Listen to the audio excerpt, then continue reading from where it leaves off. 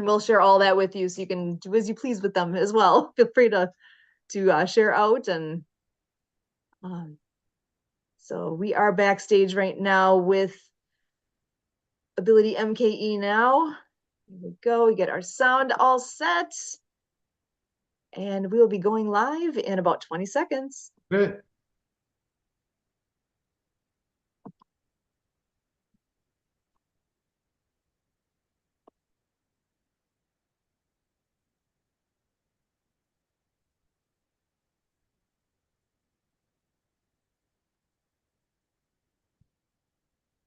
Welcome to AbilityMKE Now. My name is Sue Roskoff, and we are here on River West Radio. AbilityMKE Now is a show all about integration, bringing people with disabilities and people that don't have a disability together, enjoying life here in the Milwaukee area. We all have different abilities, and here at AbilityMKE Now, we dive into this topic of diverse abilities. The concept of disability hits a wide range of possibilities. We could be talking about physical or mental disabilities, the deaf and hard of hearing community, blindness, chronic pain, mental health diagnosis, goals of substance use reduction, and the list goes on. We all have our own experience with disability, whether it's our own or with people we know or people we encounter in our daily lives. Here at AbilityMKE Now, we break down the barriers and celebrate the ability in all of us. I am excited to be wrapping up the 2023 year with so many fun people that we've gotten to meet. When I think back to this past year, it has been spectacular. And tonight is no exception to that. We have a wonderful guest joining us. We have Scott Kallick joining us tonight. And I am going to go ahead and, I'm going to bring him in. And we, again, have met so many great people through Happy Neighborhood Project. So HNP is a wonderful networking group that has connected with us with some really, really wonderful folks. And Scott, I am so happy to have you joining us here tonight. Wondering if you can come on in and share a little bit about who you are. And I'm excited to have a chance to chat with you a little bit more tonight. Scott, go ahead. Well, thank you. Thank you. It's wonderful to be here. I grew up in the Midwest. I grew up in Chicago, and I spent, my first like 29 years there. And I had an opportunity, before when I was about 29, I had just gotten married and I had an opportunity to buy a small boutique company. I actually moved to Pittsburgh, Pennsylvania, and I knew nobody there. I'd never been there before. Just recently married. I mean, like still a honeymooner, 6 months into it, and started a company there. And I really kind of my plan was to spend about 5 years there, and I'd gotten some loans for the business, and my plan was to pay off my loans, pay off my debt, have a little nest egg, and move back to Chicago and be with my family. And I kind of really I learned something about myself, and that I was a builder. Like for me, it was important to build a business, build a company. So 5 years came and went, and we were growing. And 10 years came and went, we were growing. And 15 years came and went, and we'd grown a lot by that point. We had probably 30 employees by that point. And then 20 years came and went, and we were still growing pretty rapidly. We had a great reputation. It was a lot of fun, very exciting. I personally, my wife, my then wife, who we moved together to Pittsburgh, and we had 2 kids by that point, and and we both had our skills. We both started this company together. We both had our skills. I was very good at growing the business and going out and bringing customers in. She was good at managing and organizing the business, but our marriage wasn't doing well, and after about 20 years, we divorced. But we decided we wanted to continue to run the business together because it was a great business, and that got problematic. along with divorce comes a lot of emotional things, and it got very problematic. And we have an accounting meeting in the morning, custody meeting in the afternoon in front of the judge, and it just wasn't. It was emotionally really really rough. So um, after 25 years, we decided to sell the business, and we got very fortunate in that there were kind of cycles of consolidation in the industry, and this we kind of hit a cycle of consolidation, and we kind of we were large enough and well established enough that there was kind of a bidding war for us. So we ended up doing very well. We exited, and then I kind of I it was both a wonderful day for me the day we sold the business and a very scary one because I was thinking, okay, I still have a lot of runway left. What am I going to do with my life? And so I took a position with the company that acquired us. They were a multi-billion-dollar company, and I figured, I would kind of explore what the corporate world was all about. And it's hard to bring the same passion to a corporation as you bring to your own business. It just doesn't really fly. And I learned that, and I actually lasted about 4.5 years there. But the last two and a half, I think I was kind of looking for the exit. It just wasn't really feeding me in a healthy way, and I wasn't really aligned with the direction the company was going in.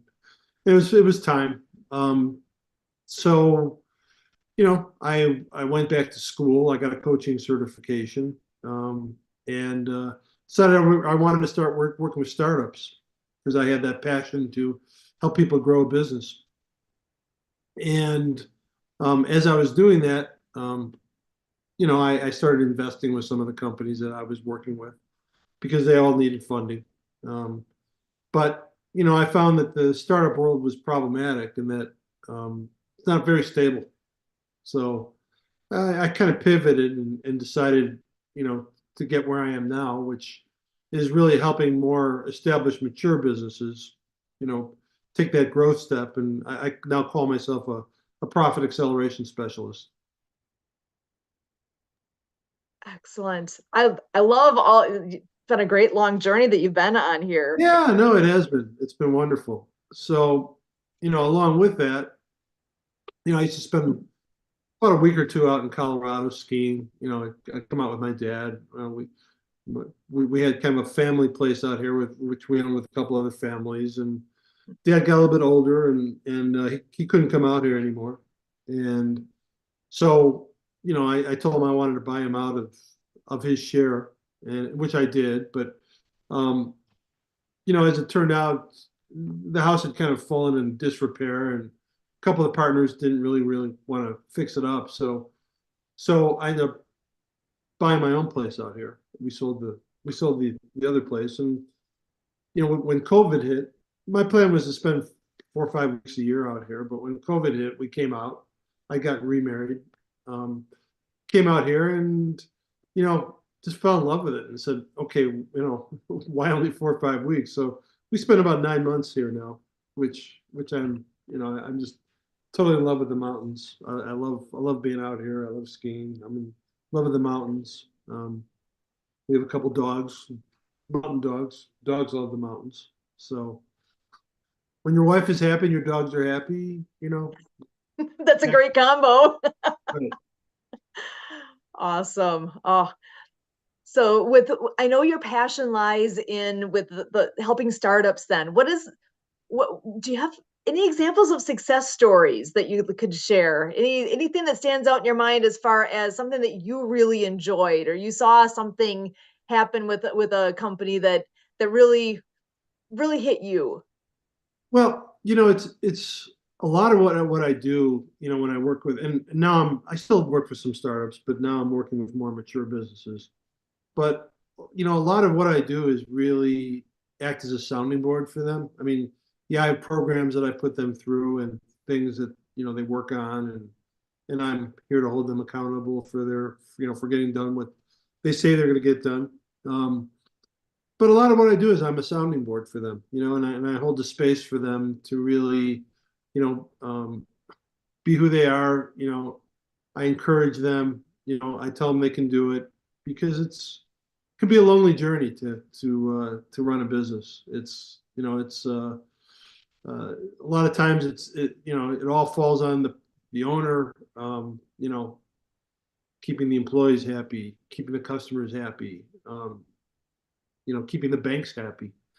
And it can be a really lonely journey at times. So, I've been on that journey. I've done it. And for me, a lot of times it's just uh, keeping them encouraged and saying, hey, you know what?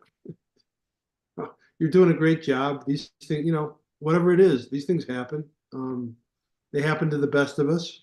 And, the people who can really get through it are the people, who make it and are successful.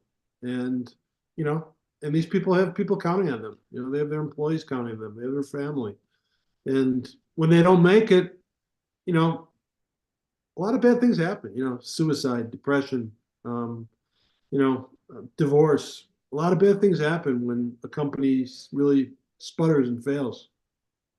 So, do you see any common themes? Like, I know there, I mean, when you start a business, there's so many things to know, and eh, part of what I see is trying to figure out how do I know even what how do I know what I don't know, and figuring out where the resources are. How do I get from I've got my idea, I know where I want to go, and now how do I get there?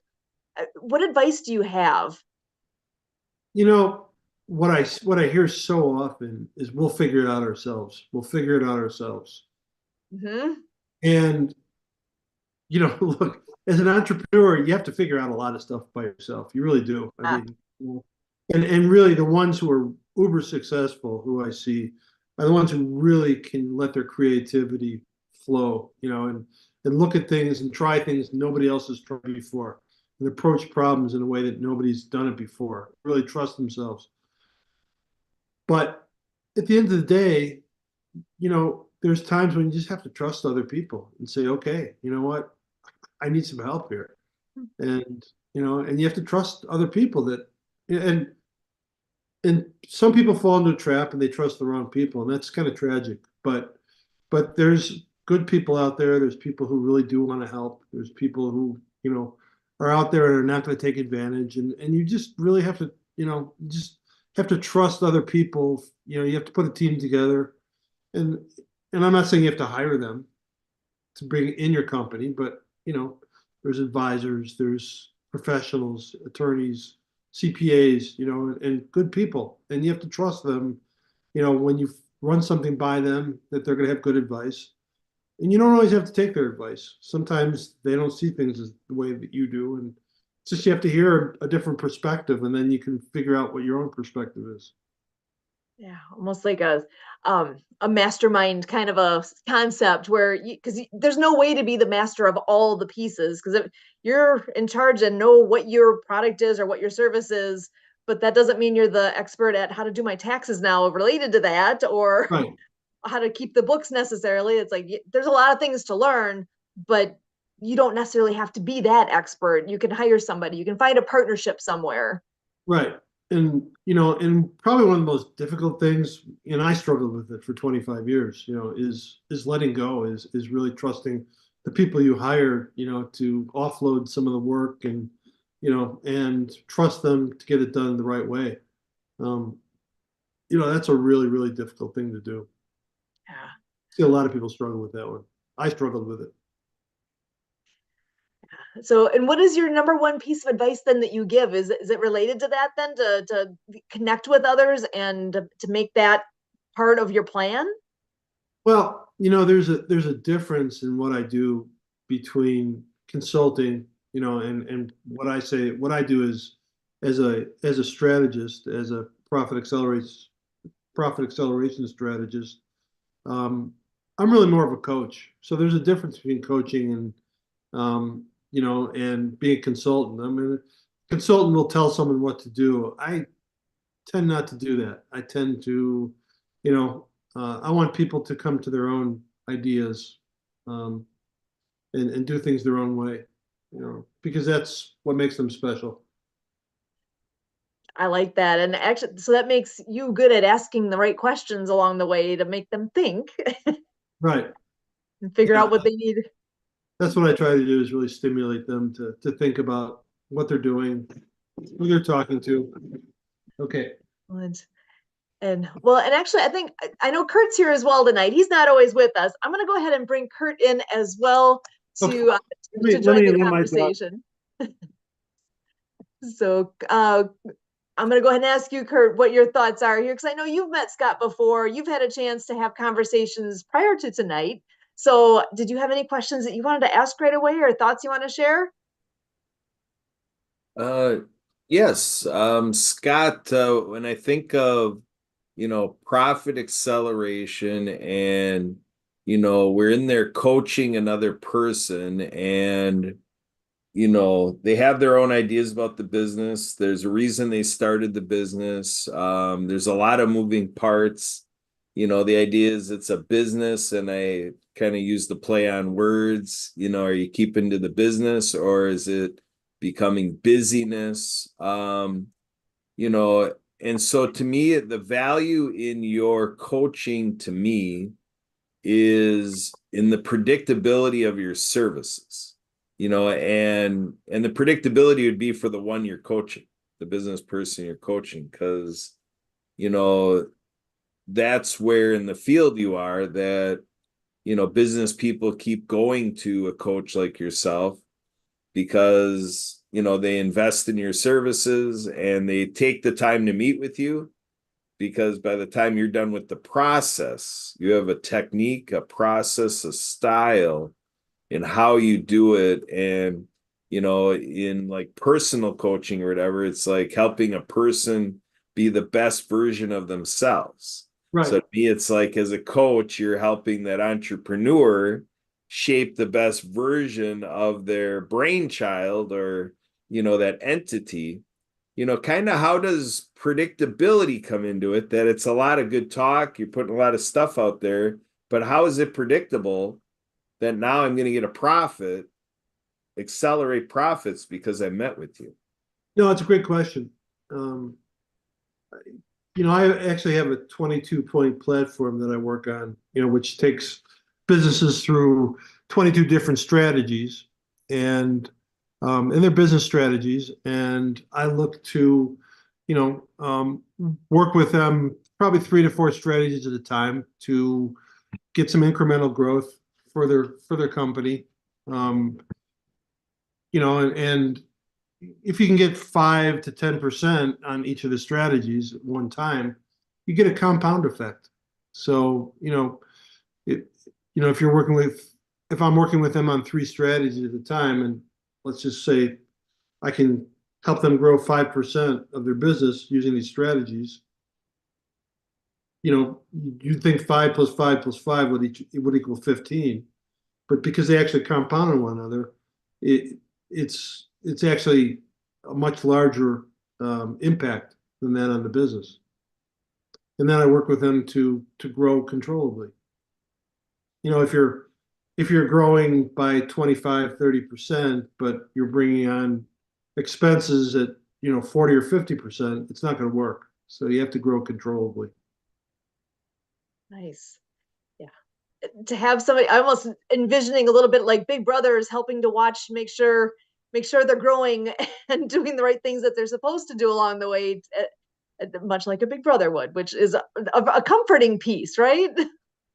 I mean, I like to think so. I mean, I like to think it's comforting. I mean, it's funny. It can be confronting, because um, a lot of business people, entrepreneurs, they don't like to think that they're not doing things the right way. And there's no right or wrong. Everybody's doing their best. But, when people start looking at something as personal as their own business and think, hey, you know what, maybe he's telling me that I'm not doing it the right way, it can be very confronting. Well, Big Brother kind of can do that to you sometimes too. Yeah. They can help keep you in line and make sure being accountable for all the things. So I really enjoy hearing what it is that you do, and I find a lot of value in that. That's amazing. Yeah. Um, Thank you. so I'm going to switch gears on you a little bit here because Please. I know before we got on the air here, we were talking a little bit about some local ties, and you were sharing a story with me about when you went knocking on a door somewhere here in the Milwaukee area. I wonder if you want to share that story, because I really enjoyed it. I know others will enjoy this too. Yeah, well, I grew up a big sports fan. And I grew up in Chicago, which I know in Milwaukee, that's, that can be a little bit The Bears. right. Um, although, the Packers have pretty much owned the Bears over in recent history, but um, this is back in the late 60s. I was a boy, and I had cousins who lived in Glendale, and we'd go up and visit them couple, 3 times a year. And one day, my cousin, who's my identical age, um, he said, "Oh, there's uh, there's Willie Davis from the Green Bay Packers who lives, right down the street." I said, "Really? Wow." And Willie Davis is a Hall of Fame linebacker, played for Lombardi's Packers. And I said, "Which house is it?" So they told me what the address was, and it was maybe 6, 7 houses down the street. So it was midwinter. I remember it was dark out, and I put my, I put my, I, it's very cold in Milwaukee as it does in Chicago, right off the lake. And so I got completely dressed up and, trudged down the street and, ring his doorbell. And he comes answering the door. And, it's funny, like back in the, 50, 60 years ago, 50 years ago, football players weren't as big as they are now, and I don't remember him being a huge guy, but he was one of the classiest people I've ever met. He answered the door, and I asked him if I could have his autograph. He had a stack of 8x10 glossies sitting right next to his door in a Sharpie. And, he asked me what my name was, and he signed it. And he asked me if I was a Packer fan. And, I said, "No, I'm not. I'm a Bear fan." And, he said, he didn't miss a beat. He said, because Gale Sayers was on the Bears. He said, "Wow, that Gale Sayers, he is one great football player." I mean, he was just such a classy, gracious man. He made such a great impression on me. I was like, this is the way. I just remember being so happy to get his autograph at that point. But looking back on it, I just remember thinking, I think now that's the way every athlete should be. They're not that way anymore, I don't think. But wow, he was just such a great guy. And I've read a lot about Lombardi's Packers. I've read books, by Jerry Kramer and a lot of the guys who played for the Packers. Who's the other one? Jerry. Um, what a culture they had. I mean, just what an incredible, not only a winning culture, but just a culture of brotherhood. Yeah, I completely agree. And actually, that's where I know Kurt had some stories that he actually. Kurt, why don't you come on back in and tell us just your connection with the guys from back then? Because Ray Nitschke was our guy. He's got some. Kurt, I'm passing over to you. What would you like to share about Ray? Because I just know there's a lot of pieces there. They really are all the guys that I had ever met and heard stories really do resemble what you've said, and the class act and I wish the culture still was that, because there's so many good things to be said about that. Kurt, I'm going to pass it over to you. Yeah, so for me personally, the connection came to be through my father was at one point a greenskeeper at North Hills Country Club, where the Vince Lombardi Golf Classic is held. So Okay. basically, as a child, I was able to go to the country club with my autograph book and, go around and meet the Glory Day Packers and get my signatures, from Rian Stenerud, and everybody there. So the evolution of this is in the golf industry. My father goes to sell turf grass equipment, and then comes to be in 1983 he buys Camelot Country Club in Lamira. Oh And wow. then in Milwaukee, what happens is Channel 4 comes up with a program on their sports channel, or with the sports part of the news, Beat the Pro. And so who does my dad choose to be his pro to beat out at our hole 13 at Camelot is Ray Nitschke. So now we're in the business of, receiving in, Ray Nitschke would go out to lunch with them and everything, and then bring them out for all of the, the footage that they needed for the Beat the Pro segment on the Channel 4 News and everything. And this went on for a handful of years. And so Ray Nitschke would come out with his big stogie, and he'd have his golf club out there, and and he'd nail it. He'd put it, it'd be a tough They shot need to to get beat. that ball pretty far. Yeah, he knows how to muscle that thing into, to be on that green and make it a respectable showing on Channel 4 News. Look at what Ray Nitschke did, and and then tell the story about how our golfers actually did beat him. So yeah. It wasn't too many, but there were a few people that, There's some beat good Ray golfers out Nitschke. there. So Yeah. I bet if those guys got on the football field, they wouldn't be beating Ray Nitschke too much. yeah, I know. I know.